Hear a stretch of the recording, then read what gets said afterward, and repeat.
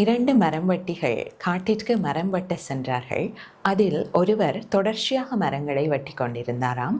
மற்றவரோ இடையிடையே ஓய்வெடுத்து தனது கோடாலியை தீட்டிவிட்டு மீண்டும் மரங்களை வெட்ட ஆரம்பித்தார்.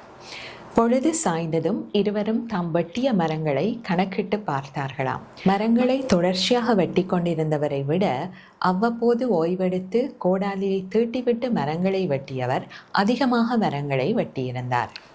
இன்றைய அவசர தகவல் தொழில்நுட்ப யுகத்திலே நாம் அனைவரும் தொடர்ச்சியாக ஓடிக்கொண்டிருக்கின்றோம்.